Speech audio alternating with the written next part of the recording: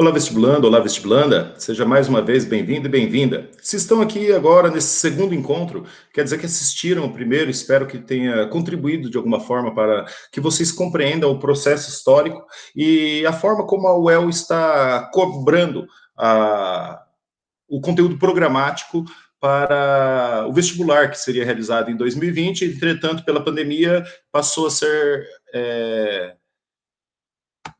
realizado em 2021. Nesse encontro, então, vamos continuar falando sobre o conteúdo programático da UEL.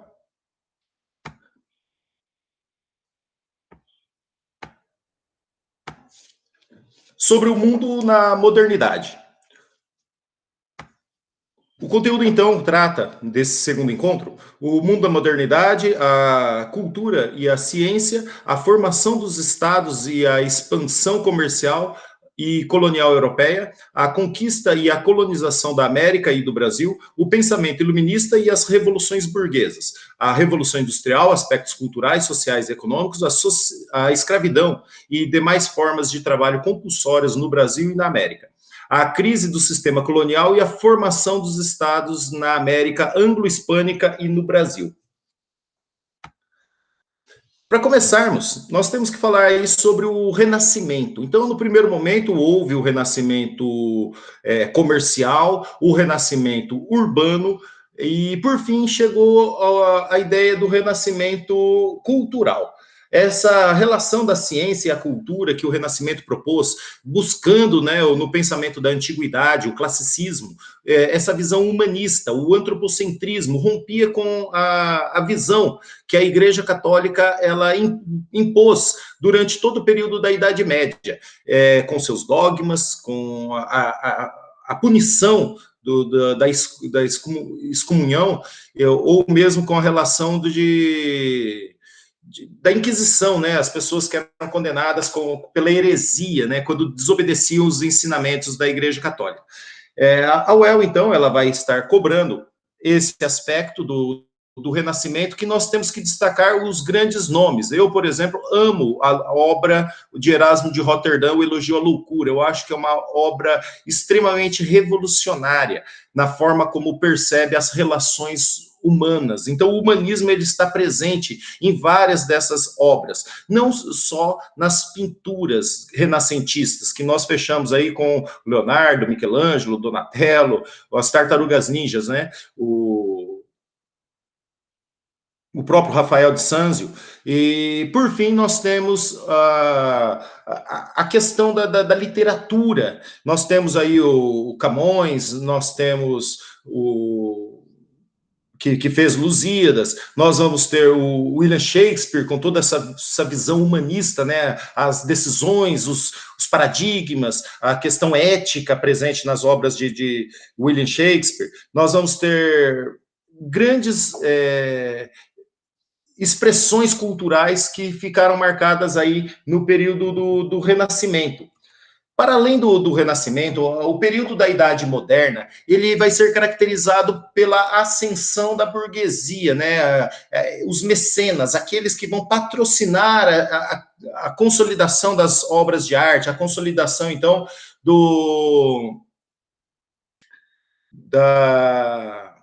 da condição necessária para que os artistas tivessem o reconhecimento e a valorização. São os patrocinadores, os mecenas.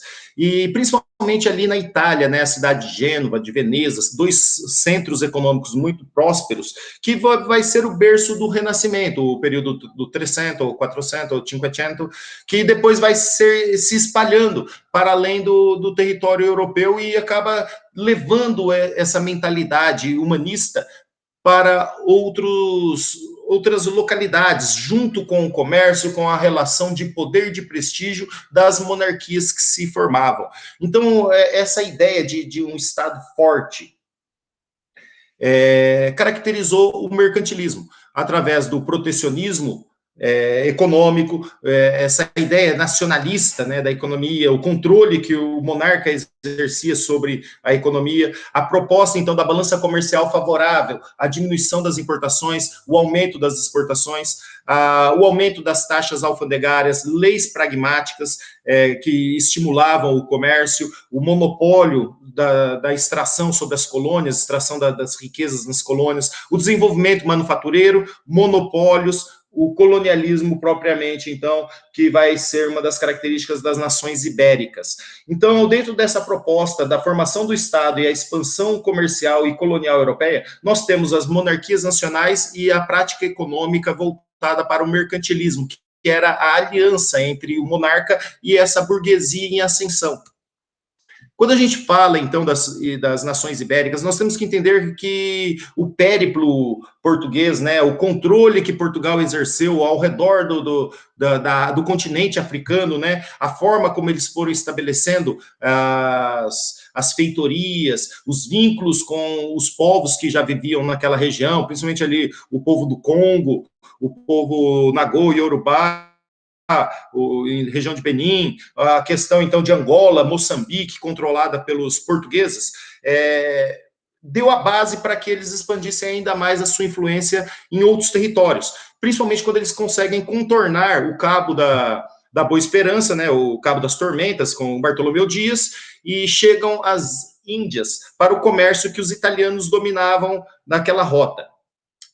Sempre que a gente fala, né, de Cristóvão Colombo chegar à América, que era uma via alternativa para os espanhóis conseguirem uma rota para controlar também o comércio com as Índias, e sempre que falamos de Índias, nós temos que fazer referência à poderosa China, né, o império milenar, toda a riqueza, a produção que a China mantinha. E quando a gente fala das especiarias, normalmente a gente pensa cravo, canela, que foi ensinado lá, mas nós temos que entender produtos luxuosos, principalmente a seda, era um produto muito valorizado na Europa.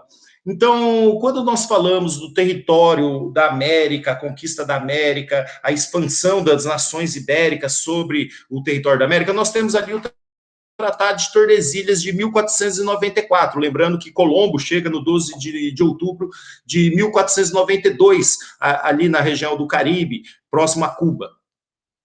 E o Tratado de Tordesilhas, ele é muito importante para a gente entender, né, para além do tratado que foi oferecido pelo Papa da época, que era um espanhol, que seria a Bula Interquetera, que reduzia mais ainda os territórios dos portugueses. Mas quando a gente fala que Portugal iria ficar com uma porção pequena do território da América, enquanto a Espanha ficaria com outra proporção, muitas vezes a gente esquece que a África era totalmente controlada pelos portugueses.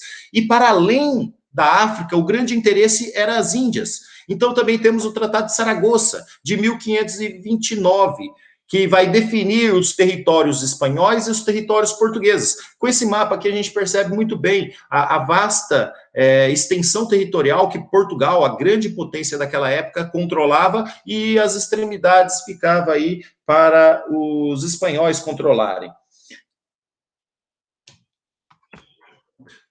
No caso das conquistas e colonização da América, nós temos o período do Brasil colônia, né? Então, o Brasil ele passa a ser pré-colonial a partir de 1500, com a chegada de Cabral, com a ideia de terra portuguesa descrita por Pero Vaz de Caminha, na Carta de Caminha, o primeiro documento escrito que nós temos sobre o nosso território, sobre o nosso país, que vai esse período, então, pré-colonial, onde chegam aqui náufragos, onde chegam aqui degredados, onde eles criam feitorias. As feitorias eram entrepostos comerciais fortificados com a finalidade de conseguir produtos para quando os barcos chegassem, rapidamente poder embarcar esses produtos e mandar de volta para a Europa. Então, imagina que vida louca que era esse período pré-colonial, né? Antes da ideia de colonizar, iniciar a colonização.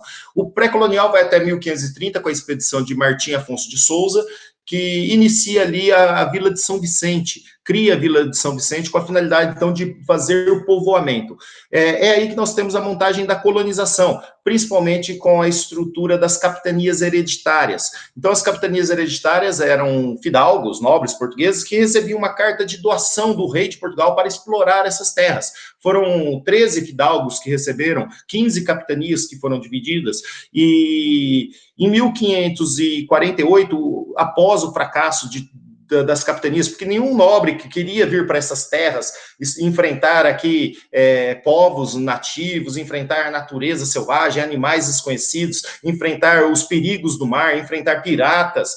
Então, fracassaram. Apenas a capitania de São Vicente e de Pernambuco tiveram prosperidade, Pernambuco com investimento na produção açucareira, com apoio dos holandeses, e no caso de São Vicente, com o desenraizamento daquela população que vivia em uma condição de subsistência, na condição de bandeirantes, né, que eram mercenários, caçadores de riqueza, e normalmente a riqueza que eles encontravam eram os nativos, que escravizavam e podiam vender. Então, a montagem da colonização se deu pelas capitanias hereditárias, através da carta de doação e a carta de foral. A carta de foral era o imposto, né, a contribuição que o nobre que viesse para essas terras teria que pagar para o rei de Portugal não ter gastos com a empreitada de ocupar as terras, para não perder, para que outras nações não tentassem invadir. E com esses documentos ele poderia trazer para cá outras pessoas, que ele iria distribuir as terras através das sesmarias. E aí que nós temos a origem dos grandes latifúndios no nosso país. Vem lá desde as sesmarias, depois a Lei de Terras de 1850, mantendo então as estruturas de terra vinculada aí a poucas pessoas. Por isso, uma discussão tão grande aqui no nosso Brasil ainda sobre reforma agrária. Mas nos Estados Unidos não tem reforma agrária. Lá já teve a reforma agrária. O Brasil nunca teve reforma agrária. Agora, cada vez mais, nós vemos o desmatamento e esses grandes proprietários de terra ocupando terras que eram públicas. Então, essa é a realidade do nosso país e do latifúndio, que começa lá com as sesmarias. O período, então, de montagem da colonização vai até 1580, quando nós temos ali a União Ibérica. Quando a Espanha, ela domina Portugal, o rei Felipe, e nós vamos ter o rompimento da relação econômica açucareira de Pernambuco com os holandeses, que era o forte do monopólio econômico português aqui. Eles já tinham experiência na produção açucareira nas ilhas de Canária, de Madeira, e eles utilizaram todo esse conhecimento técnico para produzir açúcar aqui. Entretanto, eles precisavam do apoio logístico, né, da companhia holandesa, a Companhia das Índias Ocidentais. E o domínio espanhol vai de 1580 até 1640. Após o fracasso ali de 1548, nós temos a criação do governo geral, quando Tomé de Souza vem com a finalidade de criar a cidade de Salvador, a primeira capital do Brasil colônia. Em 1640, então, nós temos a restauração portuguesa, contaram com o apoio dos holandeses, depois eles vão romper com os holandeses, expulsar os holandeses do Nordeste brasileiro.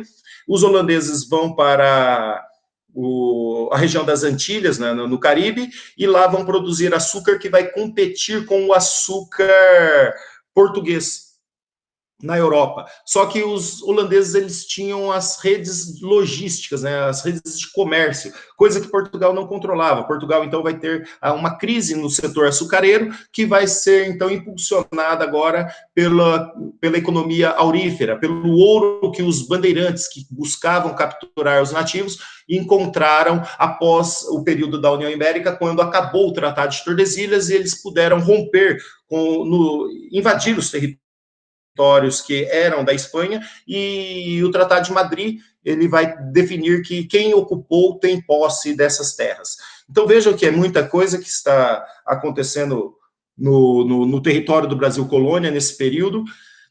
E, enquanto isso, na Europa, novas mentalidades começam a vigorar, principalmente a ascensão dessa burguesia, que agora não precisa mais do poder do Estado. Eles perceberam que o mercado poderia se autorregular com as ideias de Adam Smith, o pensador iluminista, que trouxe toda uma proposta econômica para romper com o mercantilismo, com o controle que o Estado exercia sobre a economia. Além do Adam Smith, nós tivemos o John Locke, que traz o conceito de cidadania, nós tivemos o Montesquieu, que divide o poder em três, né, o executivo, legislativo e judiciário, nós tivemos também o o Rousseau, que vem defendendo a ideia do direito ao voto, voto universal, né, a participação de todos, e não o voto censitário, como defendia o Voltaire, um grande crítico de toda essa estrutura. Eu, particularmente, gosto muito do pensamento de Voltaire, principalmente as críticas que ele estabelece. Então, esse é o período de ascensão da burguesia, que vai levar, então, ao crescimento econômico e industrial. Então, enquanto as nações ibéricas, Portugal e Espanha, se ocupavam dentro do mercantilismo, da lógica mercantilista, do controle colonial, as nações Inglaterra e França vão estimular o comércio, as práticas comerciais. É aí, então, que a Inglaterra vai despontar no controle econômico internacional, e nós vamos ter o período das revoluções burguesas, uma periodização. A francesa, apesar de ser a mais famosa, não foi a primeira entre esses movimentos. A primeira, então, é a Revolução Gloriosa, que começa lá com a Revolução Puritana, com a República de Oliver Cromwell, com o ato de navegação, muito importante para o crescimento e fortalecimento dessa burguesia na Inglaterra, a questão das perseguições religiosas, que muitos puritanos fugiram para a Nova Inglaterra, né, para as colônias da América, e eles vão influenciar diretamente na Revolução Americana, na Revolução, então, dos Estados Unidos, a independência dos Estados Unidos em 1776. Então, todos esses movimentos, eles são precursores da Revolução Francesa, com base nos ideais iluministas que são defendidos pelos burgueses, vão chegar à ascensão ao poder. E, por fim, a Revolução Francesa, quando eles tiram do poder o Luís XVI, um rei que se colocava absolutista, bem diferente do seu avô, o Luís XIV, que esse, sim, representou o grau máximo de absolutismo na França.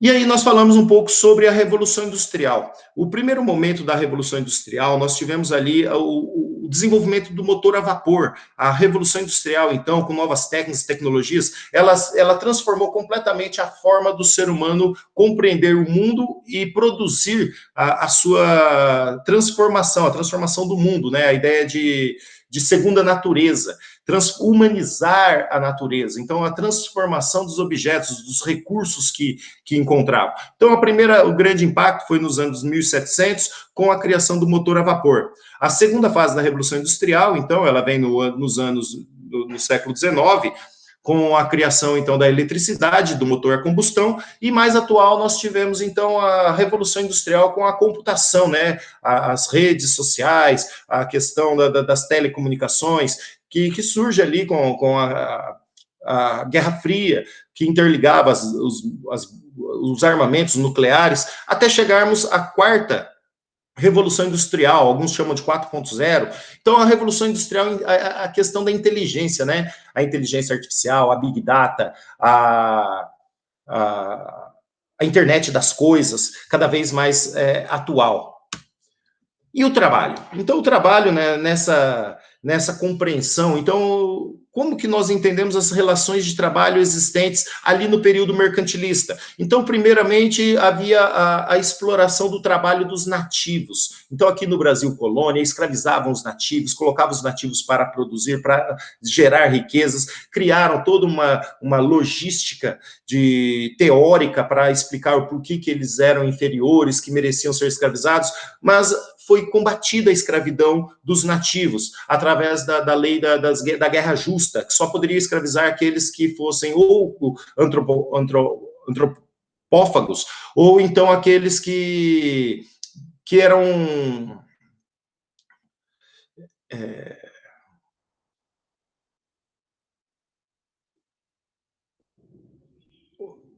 violentos de alguma forma.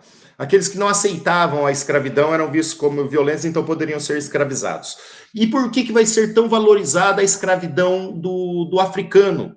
Por que os africanos, então, foram trazidos para cá na condição de escravizados? Principalmente porque os escravizados, os nativos aqui, eles não geravam impostos para a coroa. Agora, retirar os nativos da África e trazê-los para cá criava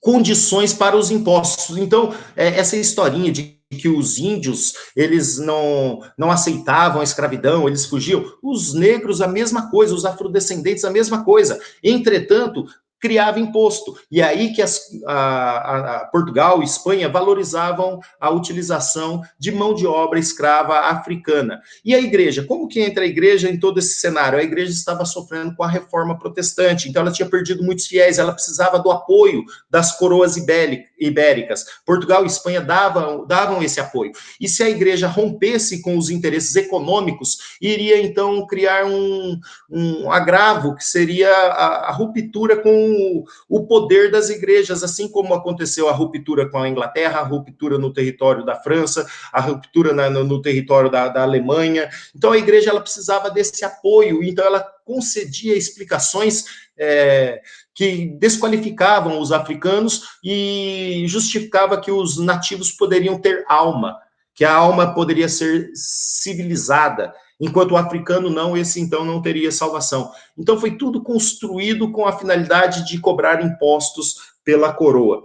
Atualmente, como que nós entendemos essa relação do trabalho análogo à escravidão? Então, é o nome dado a formas de escravidão contemporânea. Isso inclui, além da força de trabalho, servidão por dívida, impedimento de sair do local de trabalho, jornadas exaustivas ou em condições degradantes. Agora, nós temos até a construção, né, da ideia da urbanização. Agora eu sou empreendedor.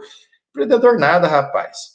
Você simplesmente está vendendo o seu tempo de trabalho e não tem direito nenhum. Então, nós estamos migrando para uma nova forma de escravidão, onde as pessoas estão passivamente aceitando ficar sem direitos trabalhistas que foram, ao longo da história, construídos com muito suor. Então, a crise do sistema colonial. Há uma relação entre a transição do feudalismo ao capitalismo, com os movimentos de independência, sobretudo na América Latina. O pivô da crise do sistema colonial foi o processo de industrialização iniciado na Inglaterra, desmontando a lógica da política mercantilista. Então, o surgimento dessa classe burguesa, a ascensão da classe burguesa, os ideais iluministas, o direito à liberdade, construíram toda uma mentalidade de que não era mais necessário escravos, que era necessário consumidores, que não era mais necessário o controle imperial sobre as colônias estariam ali disponíveis para exploração mercadológica, simplesmente pelo livre mercado, a ideia que Adam Smith desenvolveu da mão invisível do mercado, que se uma região não produzisse, a outra estaria produzindo.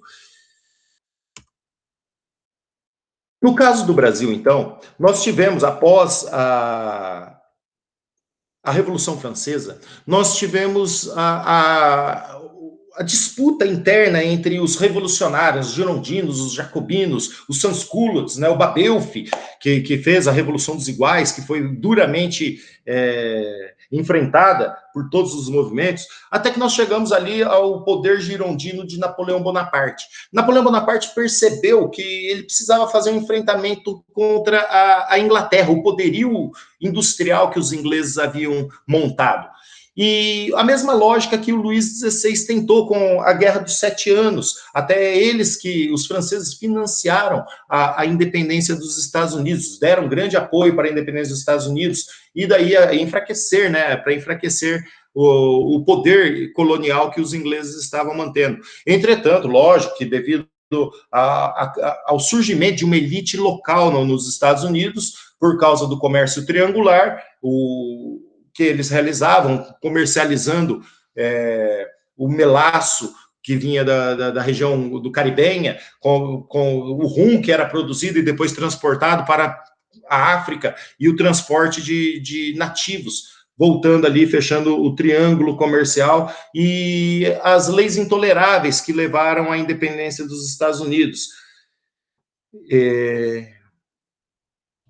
Nós tivemos, então, o poder que Napoleão Bonaparte começou a exercer na Europa, principalmente quando ele decreta o Código Civil Napoleônico, os direitos e os interesses da burguesia. É aí que nós vamos ter a ascensão completa da burguesia e a influência dos ideais iluministas, da lógica da classe burguesa, sendo difundido para outros comerciantes que já não mais estavam contentes com o controle mercantilista exercido pelos monarcas.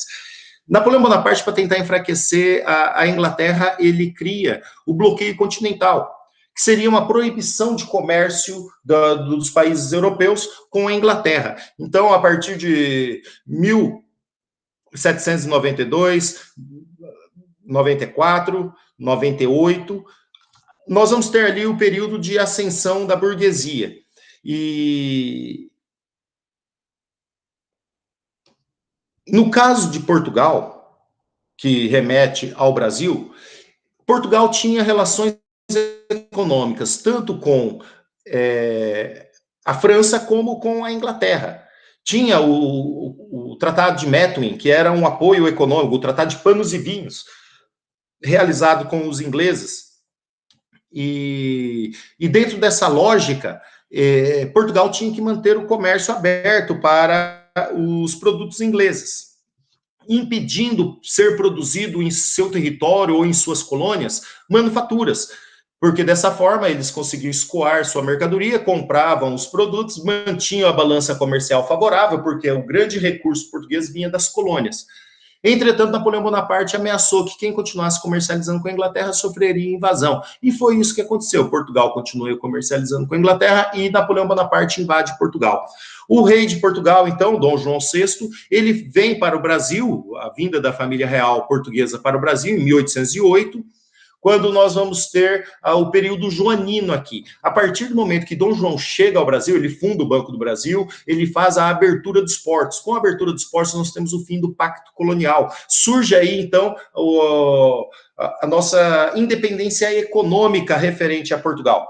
E o período joanino vai durar de 1808 até 1821, quando Dom João volta para Portugal. E em 1822, nós vamos ter a proclamação da independência do Brasil. Então, Dom Pedro I fica aqui no Brasil como príncipe regente, e em 1822, no 7 de setembro, temos a proclamação. Mas quando a gente fala da proclamação, nós temos que entender que foi um longo processo histórico, que começa em 1808, com a vinda da família real, com a abertura dos portos, a nossa independência econômica, com o fim do Pacto Colonial. Nós vamos ter, então, a elevação do Brasil à condição de Reino Unido, a Portugal e Algarves, em 1815, ano em que a Santa Aliança, organizada pela Áustria, pela Prússia, pelo Império Russo, pela Inglaterra, derrotam Napoleão Bonaparte, fazem o Congresso de Viena para reestruturar as monarquias europeias. E vamos ter aí uma grande cisão entre Dom Pedro I e o Dom João VI, que era o pai. E até que temos a ruptura com o 1822, com 7 de setembro. Esse quadro, então, feito por Pedro Américo, é uma narrativa romântica que ele tenta reproduzir, mas foi produzido só em 1889, já com o fim do Brasil Império, com a proclamação da República. Veja, então, que nós temos aí a bandeira do Brasil República, e não a bandeira do Brasil Império, nessa imagem que foi selecionada para estar aqui. Então, quando é feita essa obra do Pedro Américo, retratando de forma romântica, romantizando a proclamação da independência, já é o fim da monarquia. Era um trabalho por encomenda em que ele queria exaltar o Brasil Império. Então eu vou encerrando por aqui, mais esse encontro nosso. No próximo encontro vamos falar sobre o mundo contemporâneo. Espero ter conseguido trazer um pouco de conhecimento a todos e a todas, e que fiquem com Deus até o nosso próximo encontro.